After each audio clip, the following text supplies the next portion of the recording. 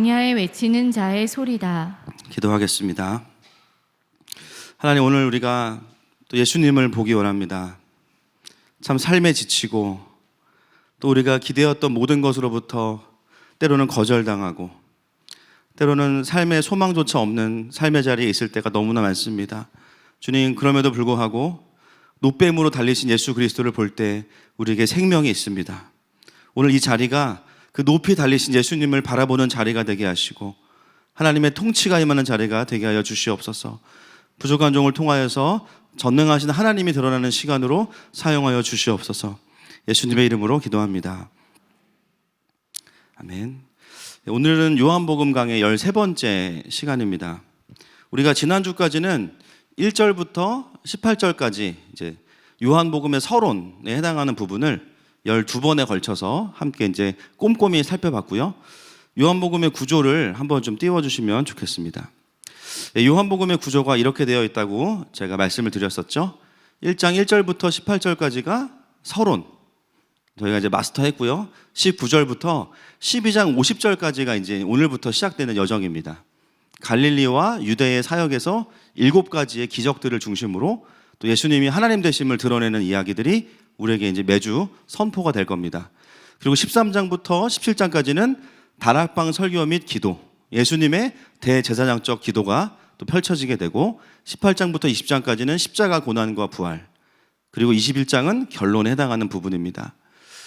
그 다음 넘겨주시면 저희가 12장까지 보게 되는 과정 속에서 이와 같이 7개의 표적이 등장을 하게 되는데 그 각 표적마다 단순한 기적이 아니라 이거는 사인입니다. 사인. 우리의 삶을 향해서도 하나님께서 사인을 주시는 거죠. 너의 삶에 내가 누구냐 물어보실 때 우리가 다 함께 믿음으로 또 그 주님을 바라보게 될 겁니다. 이런 구조로 이제 요한복음이 시작이 되고요. 오늘은 그 다음 넘겨주시면 됩니다. 오늘은 이제는 예수님이 등장하시면서 사도 요한이 아주 독특한 방법으로 예수님을 소개하고 있습니다. 보통 다른 복음서들은 그냥 세례 요한의 사역이 바로 나오는데요. 요한복음은 좀 특별해요. 유대인들과 세례 요한의 문답을 통해서 예수님을 소개하고 있습니다. 왜 사도 요한은 그 예수님에 대한 소개의 시작을 유대인들과 세례 요한의 대답을 통해서 시작하는가 좀 살펴보겠습니다. 마태복음 3장 5절부터 7절 시작. 이때 예루살렘과 온 유대와 요단강 사방에서 다 그에게 나아와 자기들의 죄를 자복하고 요단강에서 그에게 세례를 받더니 요한이 많은 바리새인들과 사두개인들이 세례 베푸는 대로 오는 것을 보고 이르되 독사의 자식들아 누가 너희가 가르쳐 임박한 진노를 피하라 하더냐. 당시에 세례 요한의 사역의 범위를 보면 유대의 전 지역에 걸쳐서 엄청난 영향력을 미치고 있습니다. 심지어 7절에 보니까요, 요한이 많은 바리새인들과 사두개인들이 세례 베푸는 대로 오는 것을 보았다 이렇게 이야기합니다. 여러분, 바리새인들은 그 당시 어떤 사람들이냐면 영적인 지도자들이에요. 쉽게 말하면 목회자들. 사두개인은 어떤 사람들일까요? 정치적인 지도자들입니다. 그 당시 유대 사회에 기득권을 가지고 있던 리더십들이 다 누구에게로 나와요? 세례 요한에게 나옵니다. 아무런 스펙이 없는 세례 요한에게 와서 그에게 세례를 받고 회개하고자 나오는 것을 보면서 세례 요한이 어떻게 합니까? 아유, 김 목사님 잘 오셨습니다. 차 목사님 잘 오셨습니다. 이렇게 안 해요. 뭐라 그래요? 독사의 자식들아 이렇게 이야기합니다. 국회의원이 왔는데 독사의 자식들아 누가 너희를 가르쳐 임박한 진노를 피하라 하더냐. 확실하게 여기서 우리가 알 수 있는 것은 뭐냐면 세례 요한이 갑이에요. 그죠? 그 당시에 거의 모든 기득권을 가진 사람들마저도 세례 요한의 권위 앞에 무릎을 꿇습니다. 이러한 모습을 보면 그의 영향력이 그 당시에 얼마나 강력했는지를 우리가 이제 알 수 있는 거죠. 그래서 많은 사람들이 세례 요한에게 나왔던 이유 중에 하나는 그 당시 그 시즌에 유대에 어떤 마음들이 있었냐면 메시아 대망 사상이라 그래서 이제 곧 예수님이 오신다. 그런 마음들이 가득해 있었던 것이죠. 그래서 많은 사람들이 이제는 혹시 세례 요한이 예수님이 아닐까? 이런 기대감을 가지고 온 거예요. 사도 요한은 이미 서론에서 세례 요한은 빛이 아니라고 증언했습니다. 그런데 오늘은 더 강력해요. 실제로 세례 요한을 등장시켜서 본인 스스로가 말하는 본인이 누구인지를 우리에게 들려주면서 그 대화를 통해서 예수님의 자리를 만들고 있습니다. 여러분, 이게 이제 쉽게 말하면 약간 어떤 전략이냐면 요즘에도 이런 전략들이 있습니다. 여러분, 유튜버들이요, 막 10만, 20만, 100만 구독자가 생기면 어떤 걸 하냐면 자기에게 많은 구독자가 있잖아요. 새로 등장하는 유튜버 중에서 친하거나 아니면 모종의 거래를 통해서 어떻게 하냐면 빨리 이 사람의 구독자를 늘려줄 수 있는 방법이 뭘까요? 내 채널에 그 사람을 초청해서 전문용어로 이제 합방을 하는 거예요. 같이 방송을 하는 겁니다. 여기서 좀 잘하면 이 방송을 보던 구독자들이 이 사람에게도 왕창 가서 구독을 하게 됩니다. 이게 이제 구독자 사돔기기 전략인데 지금 이 전략의 오리지널이 누구냐? 사도 요한이 세례 요한을 통해서 그걸 보여주고 있는 거예요. 수많은 사람들, 권위자들마저도 세례 요한의 유튜브를 다 보고 있습니다. 근데 거기에 어떤 자리를 만드냐면요, 세례 요한과의 대답을 통해서 예수님의 자리를 만들고 세례 요한을 주목하던 사람들이 예수님에게로 시선을 돌릴 수 있는 그 시작의 인트로를 오늘 본문에서 하고 있는 거예요.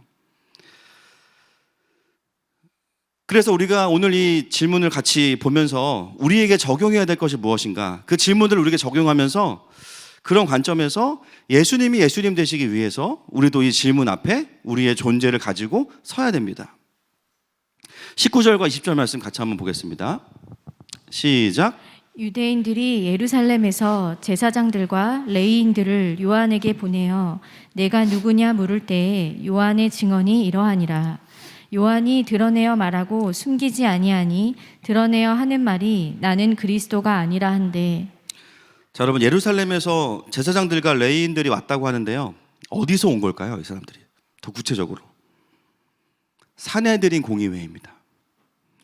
개인적으로 궁금한 사람들이 예루살렘에 모여가지고요, 차 타고 온 게 아니라요, 산헤드린 공의회에서 지금 이 세례 요한이라는 강력한 리더가 일어났는데 이 사람이 혹시 그리스도가 아닌지를 확인해 봐라.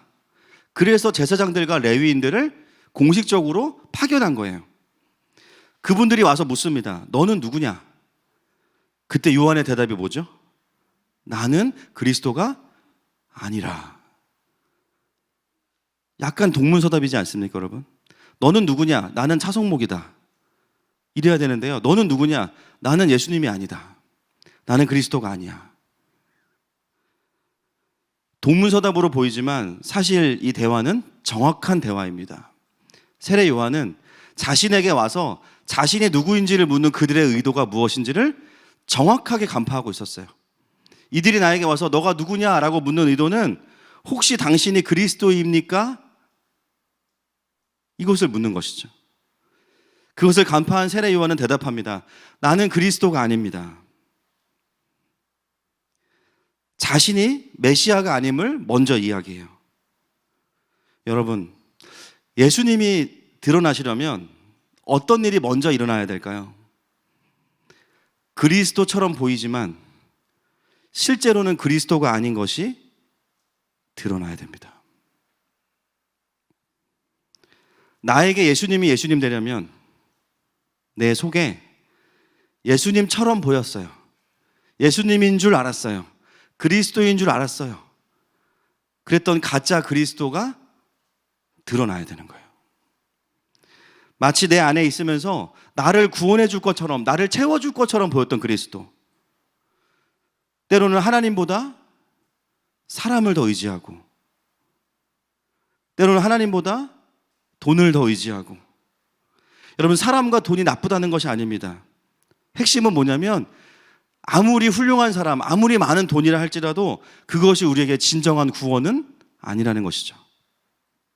내 삶에 영원히 함께할 것 같은 누구도 언젠가는 이별하게 됩니다. 그때 우리가 겪게 되는 게 뭐예요? 가짜 그리스도가 드러나는 거야. 그럼 우리 어떻게 됩니까? 공허함에 빠집니다.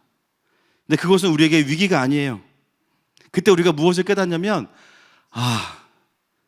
내가 교회를 다니고 예수님을 믿는다고 했지만 진짜 나의 구원자는 예수님밖에 없구나. 그동안 내가 나를 채웠다고 생각했지만, 주님으로 만족한다고 했지만, 실제 나의 존재는 이 사람으로, 이 돈으로, 이 실력으로, 이 계획으로 너무나 많은 부분을 채우고 있었구나. 그 기대가 내 삶에서 사라지기 시작할 때 우리가 깨닫는 것은 바로 그런 것이죠. 아, 이것이 내 인생의 그리스도가 아니구나. 그럴 때 우리가요, 예수님을 예수님으로 보고 예수님을 비로소 선명하게 경험하게 됩니다. 여러분, 세례 요한에게 드러나야 되는 가짜 그리스도는 무엇이었습니까? 자기 자신이었습니다. 자기 자신. 여러분, 세례 요한의 영적인 이 커밍아웃은 엄청난 거예요. 자신을 향한 그 사람들의 수많은 기대와 인기, 영적인 권위, 그 모든 것들을 단 한마디로 다 꺾어버리는 겁니다. 여러분, 이게 쉬운 일일까요? 그럼에도 불구하고 세례 요한은 조금의 망설임도 없이 나는 그리스도가 아닙니다. 왜냐하면 자신이 경험했던 그리스도의 영광과는 바꿀 수 없기 때문이에요. 여러분, 우리가 교만해지는 이유는 내가 능력이 있고 사람들이 나를 좋아해 주어서가 아닙니다. 그리스도인들이 교만해지는 이유는요, 한 가지예요. 진짜 구원자 되시는 그리스도의 영광을 경험하지 못하고 있기 때문입니다. 진짜 그분의 영광을 경험하면 스스로 높아질 수가 없습니다. 아멘이십니까? 높아질 수가 없어요. 그러므로 우리가 진짜 구원자의 구원을 경험하는 그 삶을 살게 되는 시작은 어디인가? 내가 내 인생의 구원자가 아니라는 것을 인정하는 그 시작부터입니다. 여러분, 이건 자존심의 문제가 아니에요. 이건 합리적인 반응인 겁니다. 여러분, 차를 타고 가시다가요, 차가 고장이 나면 내가 스스로 나는 차를 정비한다, 이런 분 계세요? 정비사 빼고. 없으시죠? 대부분 어떻게 하십니까? 카센터로 가거나 출동 수리 기사님을 부릅니다. 옛날에는 그래도 한 90년대 전까지만 해도 고속도로를 보면 곳곳에서 그죠? 아빠들이 이렇게 막 타이어 가는 모습을 본 적이 있어요. 근데 요즘에는 그런 모습도 본 적이 없어요. 다 전화하면 30분 안에 와야 됩니다. 넘어서 오면은 별점 낮게 주면 잘려요. 보험회사에서 제깍제깍 사람을 보내줍니다. 그렇게 전문가가 와서 내 차를 고쳐줘요. 근데 여러분, 그런 정비사가 와서 내 차를 고쳐줄 때 자존심 상하는 분 한번 손 들어보세요. 너무 자존심 상한다 진짜. 내 차인데 네가 뭔데 본넷을 열어? 마치 내가 막 옷을 벗은 것 같고 막 타이어 빼면 이빨 빠진 것 같고 막. 그런 분 계세요? 우리한테 그 정비사가 온다는 것은 굉장히 기쁜 일이에요. 빨리 와주면 더 고맙습니다. 내가 할 수 없는 걸 해주기 때문에. 그래서 그 정비사 앞에서 우리는 정직하게 겸손해질 수밖에 없죠. 여러분, 우리 하나님은 이 세상을 창조하시고 온 세상을 다스리시는 전능하신 하나님이십니다. 그렇다면 그 하나님께서 구원자의 자리에 계신 것은 너무나 당연한 반응이에요. 너무나 정직한 일이고 너무나 합리적인 일입니다. 너무나 상식적인 거예요. 죄로 인해서 망가진 나와 내 인생을 포함해서 온 세상 가운데 있는 모든 죄로 인한 왜곡들을 다 회복할 수 있는 유일한 분은 예수 그리스도이십니다. 여러분, 그게 복음이라면 그 예수님 앞에서 우리가 할 수 있는 가장 정직한 반응은 무엇이겠습니까? 나는 그리스도가 아닙니다. 나는 내 인생을 구원할 수 없습니다. 자조적이고 시니컬한 반응의 모습, 그런 고백이 아닌 거예요. 내가 할 수 없음을 인정하고 이제 전문가가 오셨으니까 빨리 내가 내 차 키를 내어드려야겠다. 나는 뭐가 고장났는지도 몰라요. 그냥 차가 섰을 뿐이에요. 진단과 분석과 모든 해결을 그분께 맡겨드리는 거예요. 내 힘으로 내 인생이 안 된다는 것을 정직하게 인정하는 거죠. 제가 집에 이제 누워있으면 저희 아이들이 저를 부드럽게 찾을 때가 있어요. 아빠, 이렇게 딱. 저는 감이 와요. 왜 찾는지. 딱 한 가지의 경우입니다. 레고가 자기의 힘으로 조립이 안 될 때입니다. 특히 여러분, 레고가요 작아요. 근데 이 손목을 끼는 게 진짜 힘들어요. 또 세게 끼면 부러지면 또 혼나요, 제가 또. 그러니까는 아주 적절하게 잘 끼워야 되거든요.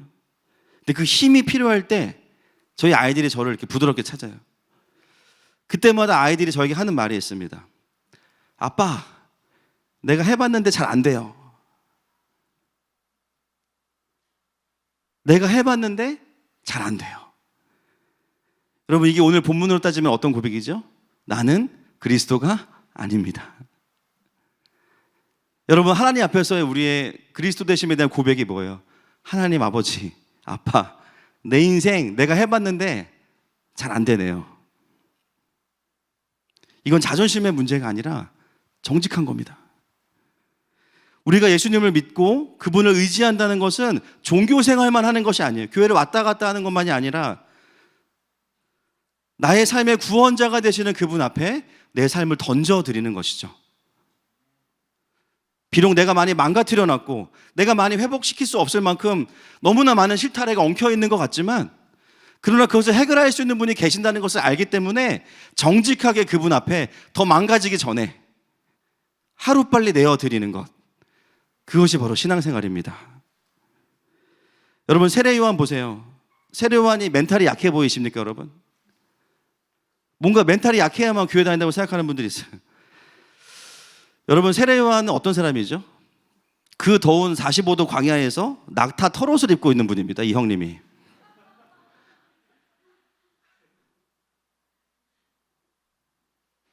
그리고 식단 조절을 어떻게 하시냐? 메뚜기와 석청, 그죠? 로얄 제리. 그거 가능하시면 손 들어보세요. 저는 지금 10월 중순인데 반팔 입고 올라왔습니다. 몸에 열이 많아가지고. 여러분, 낙타 털옷을 입고 광야에서 지내다 보면 굉장히 위험해요. 사람들이 낙타인 줄 알고 막 활로 쏠 수도 있어요.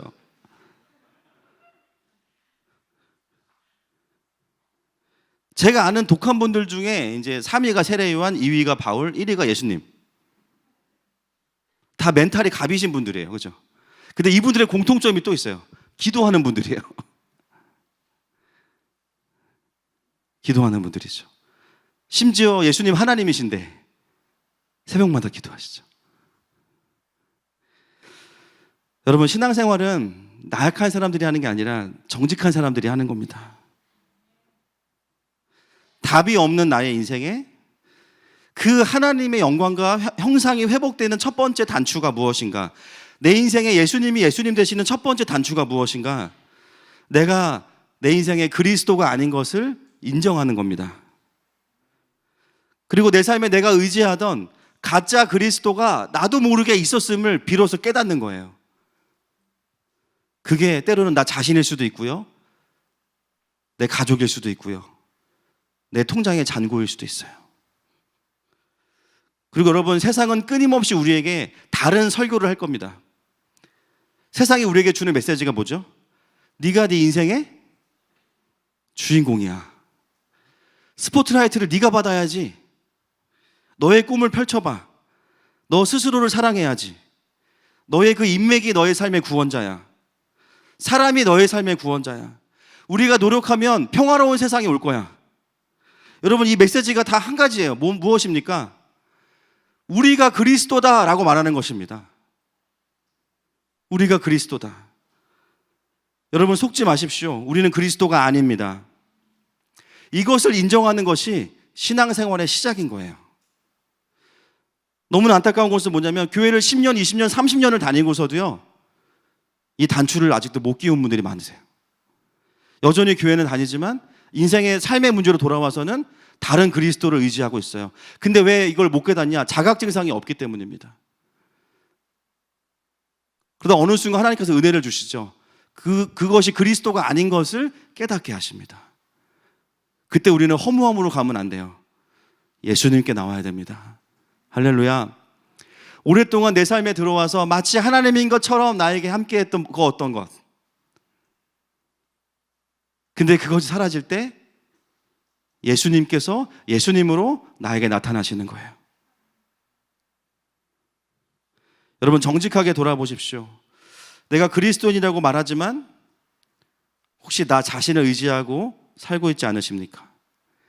내가 잘하면 내 인생이 나아질 거야.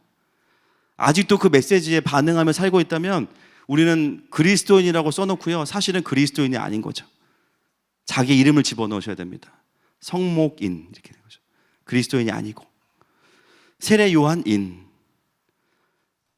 사랑하는 여러분, 오늘 이 세례 요한의 질문을 통해서 우리 가운데 내가 그리스도가 아닙니다, 이 정직한 고백이 회복되시기를 축복합니다. 자, 21절로 넘어가겠습니다. 시작. 또 묻되 그러면 누구냐? 내가 엘리야냐? 이르되 나는 아니라. 또 묻되 내가 그 선지자냐? 대답하되 아니라. 두 번째 질문은 좀 재밌는데요. 첫 번째 질문은 약간 그 원어에 보면은 뉘앙스가 조심해요, 되게. 세례 요한에게. 저 혹시 저기 누구시죠? 이렇게 물어보거든요. 근데 두 번째 질문은 다릅니다. 왜냐하면 그리스도가 아닌 걸 확인했어요.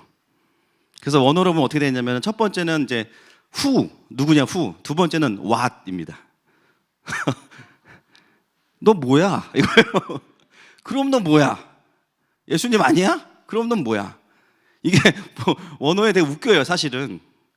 갑자기 이제 막대하면서 대신에 예수님은 아니지만 그 다음 기준으로 내려와요. 다운그레이드.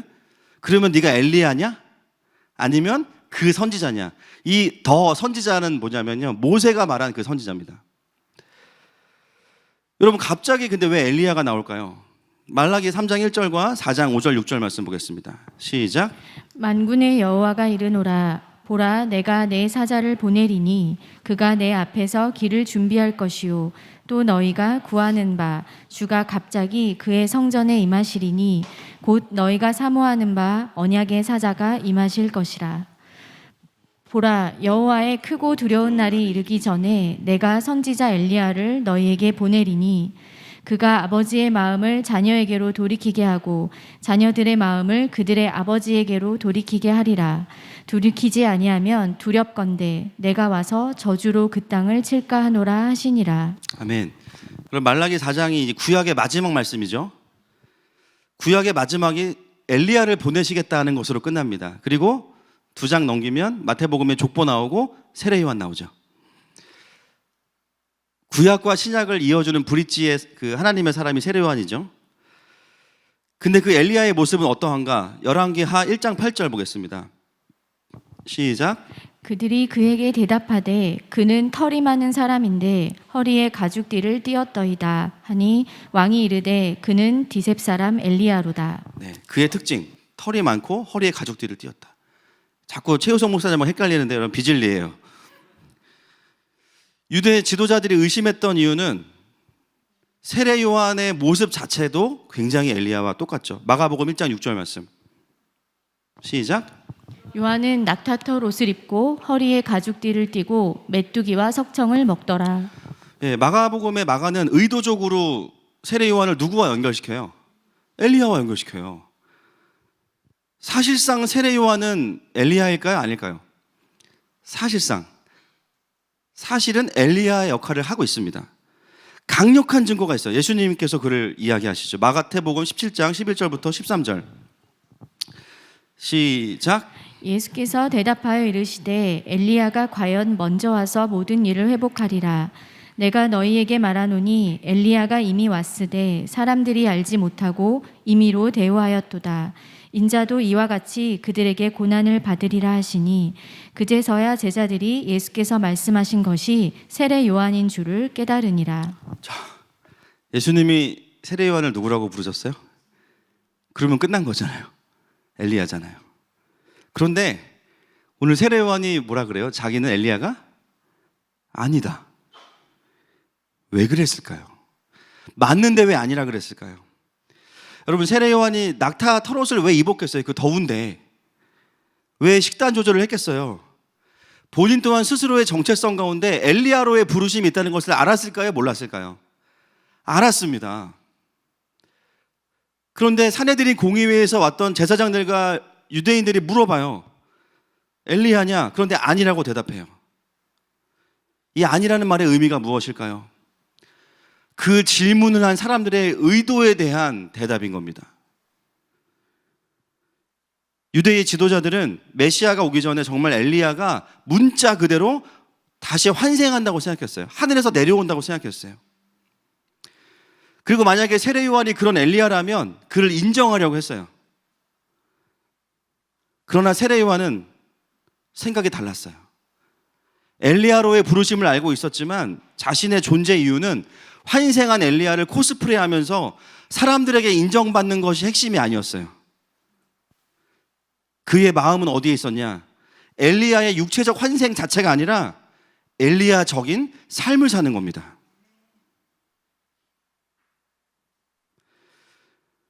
오히려 그 엘리야적인 삶을 사는 데 있어서 사람들이 자신을 엘리야로 인정하는 것이 세례요한에게 있어서는요 별로 긍정적이지가 않은 거예요. 그래서 뭐라 그럽니까? 아닙니다 라고 대답하는 거죠. 여러분 생각해 보세요. 내가 그리스도가 아닙니다. 이거는 당연히 바로 대답을 해야 돼요. 근데 만약에 엘리야냐라고 물었을 때 꼭 아닙니다 해야 되나요, 여러분? 아닙니다까지는 아니어도 애매하게만 대답해도 인기가 생기잖아요. 혹시 엘리야 아니세요? 아유, 그걸 꼭 말로 해야 되나? 아유, 메뚜기나 먹어야겠다. 왜 내가 낙타 토롯을 입고 있을까? 아유, 덥네. 그래서 열왕기하 1장 8절 막 읽고 막.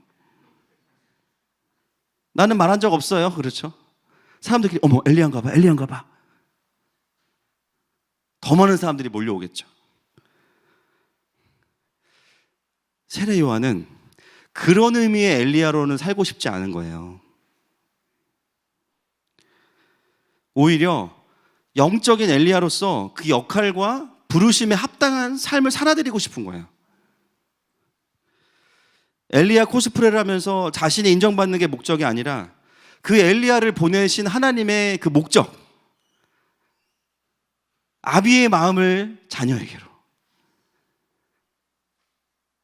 자녀의 마음을 아비에게로. 그가 만족하고 싶은 지점은 여기입니다. 엘리야라고 인정받는 게 아니라 실제로 자기의 사역 가운데 사람들이 하나님 아버지께로 나아가고 하나님의 통치가 사람들에게 임해서 거룩이 회복되고 하나님의 나라가 확장되는 것을 보는 그 자리에 있는 것이 자기에게 진짜 만족이었던 거예요. 이 강력한 겸손함이 세례 요한에게 있었고 세례 요한은 거기에 자기의 온 마음을 쏟았던 거죠. 여러분, 우리는 하나님의 백성으로 살면서 물론 주님을 사랑하고 또 주님의 나라가 확장되는 걸 기뻐합니다. 아멘이시죠? 그런데 한켠에 어떤 마음이 또 있어요? 맞아요. 엘리야가 되고 싶은 마음이 있는 거죠. 세례 요한이 거부했던 그 개념으로서 엘리야. 주님의 나라도 확장되고 주님의 일도 완성돼야 되지만 그 속에서 나도 좀 나를 증명해 보고 싶고 내 존재를 좀 인정받아 보고 싶은 마음이 자주자주 올라옵니다. 그래, 하나님이 영광 받으셨고 하나님의 나라가 확장됐어. 근데 나도 좀 멋있지. 나도 좀 유능하지. 그 일을 내가 했지. 이게 뭐냐면 엘리야의 타이틀을 못 내려놓는 겁니다. 다 알아요. 세례 요한이 엘리야처럼 사역하는 거. 본인이 그렇게 말하지 않아도 다 알아요. 그걸 굳이 자신이 다시 한번 취하는 거예요. 여러분, 우리에게 어떤 타이틀이나 어떤 직함이 나쁜 게 아니죠. 하나님이 주시고 임명해 주시는 거예요. 그러나 우리가 집중할 것은 뭐냐면 그럼에도 불구하고 그 부르심의 자리에 합당한 삶을 살고 역할을 해야 됩니다. 포지션을 얻고 타이틀을 얻고 간판을 얻는 게 중요한 게 아니라 하나님이 왜 그 자리로 보내셨는지에 대한 정확한 이해와 부르심이 있어야 됩니다. 내가 목사인데, 내가 선교사인데, 내가 하나님 나라의 백성인데 감사하죠, 불러주셔서. 거기서 끝이 아니에요. 그럼 목사가 뭐 하는 사람이냐? 선교사가 뭐 하는 사람이냐? 하나님의 백성은 뭐 하는 사람이냐? 타이틀이 아니라 그 자리로 부르신 하나님의 기대, 하나님의 그 마음, 하나님의 나라의 성취, 이것을 향해서 계속 갈 수 있는 사람들이 돼야 되는 것이죠. 여러분, 직장에서 보면 대단한 분들 계세요. 막 부장님, 사장님 이런 분들이 커밍아웃 하시는 거예요. 좋은 의미로, 그렇죠? 나 교회 다닌다. 난 장로야. 난 안수집사야. 난 신학했어. 너무 대단한 일이에요, 사실은. 그런데 더 중요한 거 뭐냐면 그 다음이 더 중요하죠. 그렇게 자기가 그리스도인 것을 드러냈지만 직장 안에서의 삶은 완전히 아니라면. 그래서 부하 직원들이 우리 부장님 제발 좀 교회 다닌다면 안 하셨으면 좋겠다 진짜. 나도 교회 다니지만 덕분에 내가 커밍아웃을 못해. 커밍아웃만 한 거예요. 커밍아웃만. 그렇죠? 삶은 없어. 거룩함도 없어. 하나님의 나라도 없어. 순종도 없어. 그냥 그 자리에 오른 게 하나님의 은혜래. 그럼 다른 그리스도인들은 그 자리에 못 오르면 다 저주받은 겁니까, 여러분? 그 역할과 부르심이 없는 상황에서의 엘리야라고 지칭받는 것은 사실 너무나 부끄러운 일이 되는 것이죠.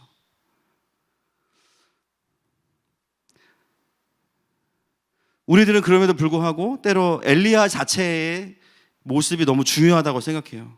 그래서 그가 뭘 해야 되는 사람인지에 대해서는 잊어버립니다.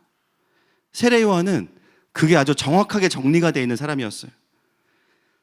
나의 정체성은 엘리야처럼 보여서 인기를 얻는 게 아니라 정말 자녀들의 마음을 하나님께로 돌이키는 사람이 되어야 해. 사람들이 나를 엘리야로 부르건 엘리사로 부르건 그건 둘째 문제야. 내가 해야 되는 일, 내가 봐야 되는 영광은 이거야. 그래서 그는 엘리야입니까? 라는 질문에 아니요 라고 대답을 한 겁니다. 여러분, 우리가 때로 축복받고 싶은 이유가 무엇일까요? 우리 늘 기도할 때 하나님 저 축복해 주시면 제가 반드시 11조 꼭 꼬박꼬박하고 선교사님들 많이 돕고 교회 10개 세우고 막 계획이 막 엄청 치밀해. 그죠? 축복을 안 해주실 수 없을 만큼 막 하나님한테 막 PPT로 브리핑하고 막 프레젠테이션 해가지고 그죠? 막 하늘의 펀딩을 받아보겠다.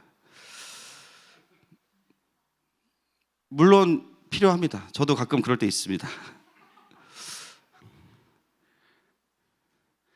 그리고 하나님이 축복을 안 해주시는 게 아니잖아요. 그죠? 막 우리를 막 끌어내리시고 막 돈 있으면 지나가다 야 골목길로 따라와봐. 11조 했냐? 내놔. 이런 분이에요? 아니잖아요. 여러분, 우리가 축복 너무 받고 싶고 주시는데요. 중요한 건 뭐냐면 그 내 마음 속에 어떤 마음이 있냐는 거예요. 축복받은 사람으로 보이고 싶은 마음이 있어요. 한편에는 좀 떵떵거리고 싶고 또 사역자들은 능력 있는 사역자로 막 알려지고 싶고 그러다가 막 기도원 가서 막 그죠? 혼나고 우리가 그런 마음 속에 사는 기도 가운데 어떤 기도가 있냐면 엘리야의 부르심과 역할을 구하는 기도가 아니라 엘리야의 유명세를 달라고 하는 기도가 자연스럽게 나올 때가 있는 것이죠. 그런 신앙을 우리가 뭐라고 부르냐면 제가 지난주부터 밀고 있는 그렇죠? 유행어가 있습니다. 따라합시다. 하나님스럽지 않다. 하나님스럽지 않은 신앙인 거예요. 오늘 되게 하나님스럽지 않으시네요. 되게 좋은 말 같았죠. 오늘 되게 하나님스러우시네요. 하나님스럽지 않은 거예요. 여러분, 우리가 애쓰지 않아도 사실 하나님께 붙들려 있고 그 생명과 연결되어 있고 순종하는 삶을 살면 열매가 맺힙니다. 할렐루야. 열매가 맺혀요. 얼마나 맺혀요? 한두 개 맺힙니까? 30배, 60배, 100배. 하나님 통이 얼마나 크신데요. 포도송이 막 하나 맺힙니까? 막 한 알? 선키스트 한 알? 주렁주렁 열리죠. 주렁주렁. 열매가 맺혀요. 때로는 그 열매들을 보면 사람들이 우리에게 와, 능력 있는 그리스도인이다 이렇게 말할 수 있어요. 그거는 감사한 일이고 열매가 맺힌다는 증거죠. 중요한 건 뭐냐면 우리가 그 평가에 갇히면 안 된다는 겁니다. 그 인정을 흘려보내고 계속해서 부르심을 성취하는 자리로 살아가는 게 너무 중요해요. 그 누구보다 세례 요한은 자신이 엘리야임을 알았습니다. 그러나 끝까지 그걸 부인해요. 그리고 자신을 뭐라고 이야기하냐면 1장 23절 말씀 보겠습니다. 시작. 이르되 나는 선지자 이사야의 말과 같이 주의 길을 곧게 하라고 광야에서 외치는 자의 소리로라 하니라. 아멘. 아니다 아니다 했던 엘리야래요. 세례 요한이 처음으로 자기가 누구인지를 이야기하는데요. 광야에서 외치는 자의 소리다 이렇게 이야기합니다. 나는 무스펙이야. 소리의 특징은 들리고 사라져요. 누가 소리를 냈냐 이게 중요한 게 아니에요. 그 소리가 뭐였냐가 중요한 거예요. 우리는 내가 소리를 냈다는 거죠. 찬송 가지고 주여 주여 내 말 들으사. 그러나 세례 요한은 그 내용이 더 중요한 거예요. 복음. 자신을 광야에 외치는 자의 소리라고 한 그 이사야서 말씀의 원전을 보겠습니다. 40장 3절 말씀 시작. 외치는 자의 소리여 이르되 너희는 광야에서 여호와의 길을 예비하라. 사막에서 우리 하나님의 대로를 평탄하게 하라. 아멘. 그 소리의 역할은 뭐냐면 하나님의 대로를 평탄하게 만드는 겁니다. 먼저는 나에게 주님이 오실 수 있도록, 또 나와 함께하는 가족들에게 하나님의 통치가 임할 수 있도록 높은 산은 다 깎아버리고 골짜기는 다 메워버려서 주님이 편하게 오실 수 있는 킹스웨이, 하나님의 왕의 대로를 만드는 거죠. 어느 순간 나와 함께하는 자들이 나를 보는 것이 아니라 나라는 길을 통해서 오시는 그 예수 그리스도를 보게 되는 거예요. 세례 요한은 그런 의미에서 자신이 엘리야로 불리기보다 그 선지자들이 내야 되는 목소리가 무엇인가에 더 집중했어요. 그 메시지를 메시지로 전달하는 거, 분명하게 그것을 선포하는 것에 집중했어요. 그렇기 때문에 바리새인들과 사두개인들이 왔을 때 그들을 두려워하지 않았죠. 독사의 자식들이라고. 그것이 그가 추구했던 삶의 모습이었어요. 그리고 그런 삶을 살아갈 때 그의 삶을 통해서 예수님이 예수님 되시는 겁니다. 사람들이 나를 엘리야라고 불러서 내가 인정받는 게 중요한 게 아니라 계속 엘리야의 역할을 감당하는 게 더 중요한 거예요. 그분을 향한 충성과, 충성되지도 않은 우리를 충성되게 여기시는, 그분을 향한 충성과 집중력을 놓치지 않는 거. 사람들 때로는 격려하고 인정해 주지만 감사로 받고 계속해서 나의 마음은 거기에 갇히지 않는 거. 이게 어떻게 가능할까요? 존재가 채워지면 가능한 겁니다. 우리가 이게 왜 어렵죠? 그걸로 나의 존재를 설명하고 싶으니까 어려운 거예요. 가능성이 있고 인정해 주는 곳에 자꾸 마음을 빼앗겨. 부르심은 없는데. 여러분, 부르심이 있는 것과 나를 인정해 주는 것과는 다른 겁니다. 내가 왜 거기에 마음이 빼앗기는지를 보셔야 돼요. 세례 요한은 철저하게 자신을 낮추고 광야의 소리로 자신을 소개하고 있습니다. 바로 이 상태를 우리가 뭐라고 부르냐면 따라하겠습니다. 진짜, 한 글자로 찐. 시작. 이때가 찐이에요. 여러분, 뭐 진짜 그리스도인 따로 있고 가짜 그리스도인 따로 있는 거 아닙니다. 여러분 아시죠? 나도 오락가락 하잖아요. 그렇죠? 어제는 나 찐이었는데 오늘은 찐이 아니야. 어제는 엘리야의 역할로 기뻐했는데 오늘은 엘리야로 인정 못 받으니까 열받아. 어제는 찐, 오늘은 가짜. 왔다 갔다 하는 겁니다. 근데 분명한 거 있어요. 뭐냐면 내가 찐으로 있을 때 예수님이 예수님으로 드러나신다는 거죠. 여러분, 오늘 이 세례 요한과 유대인의 대화를 통해서 한 가지의 메시지인 거예요. 그분이 그리스도가 되신다는 것은 내가 그리스도가 아닌 것을 정직하게 인정하는 거예요. 내 삶에서, 내 모든 삶의 영역에서. 끊임없이 사단은 우리에게 그 반대의 메시지를 던질 겁니다. 여러분, 제가 본문을 보면서 깨달은 게 있어요. 산헤드린 공의회에서 세례 요한한테만 유대인들을 파견한 게 아닙니다. 누구한테도 파견했을까요? 그렇죠. 저와 여러분들에게도 파견했어요. 우리의 마음 안에 있어요. 걔네들이 물어봐요. 넌 누구냐? 너는 뭐냐? 너를 증명해봐라. 너의 존재를 네가 세워야지. 여러분, 그게 하나님의 음성인가요? 아닙니다. 하나님의 부르심과 순종의 자리가 아니라 끊임없이 내가 나를 세상에 증명하게 만들고 우리를 조급하게 만들고 부르심을 따라가는 삶이 아니라 내가 나를 스스로 세우는 삶으로 우리를 자꾸만 이상한 도전을 주는 메시지들, 다 누굽니까? 산헤드린 공의회에서 파견받아서 나한테 와 있는 내 안에 있는 메시지들입니다. 그 공격적인 질문에 맞아, 내가 좀 나를 증명해야겠어, 날 좀 세워봐야겠어 하고 반응하는 순간 약간은 우리가 사람들에게 인정받을 수 있겠죠. 엘리야처럼. 그러나 예수님은 가려지는 거예요.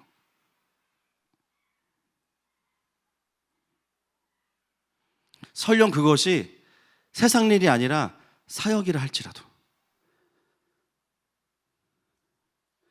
너무나 명분이 있는 일이라 할지라도, 중요한 건 일이 문제가 아니라 존재의 문제입니다.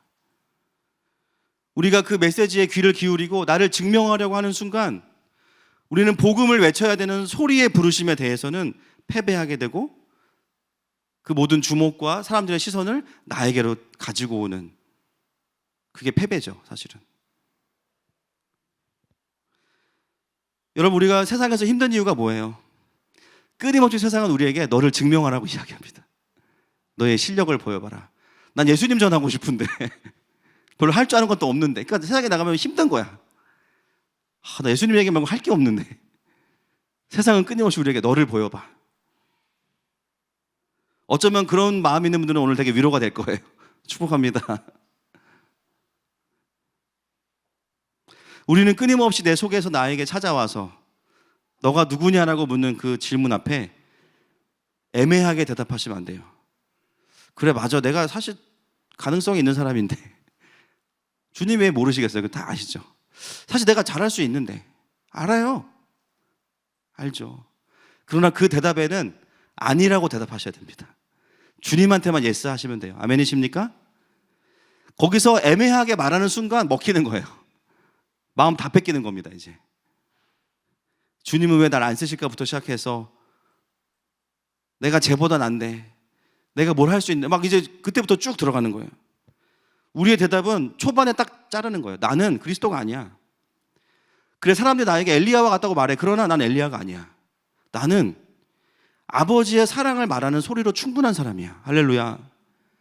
나는 광야와 사막이어도 괜찮아. 사람들이 생명에 반응하기 때문에 오히려 기존의 구조가 아니라 정말 빈들의 여호와의 말씀이 임하면 거기에 사람들이 올 수 있어. 세례 요한이 세례 요한 될 수 있었던 이유는 자신이 위대해서가 아니었습니다. 그가 유능해서가 아니에요. 그의 화술이 뛰어나서가 아닙니다. 거기에 여호와의 말씀이 임했기 때문입니다. 사람들은 알아요. 어디에 생명이 있는지, 어디에 하나님의 임재가 있는지 알아요. 어디에 구원이 드러나는지 알아요. 그래서 하나님은 세례 요한 기뻐하신 거죠.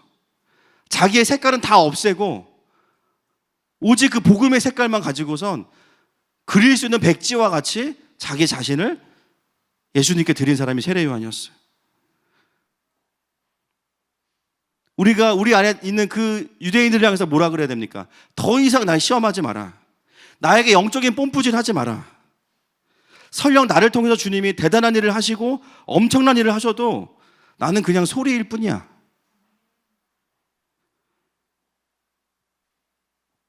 나에게 찾아온 유대인들을요, 서운하게 돌려보내셔야 됩니다. 얻은 게 없네. 그리고 돌아가야 돼.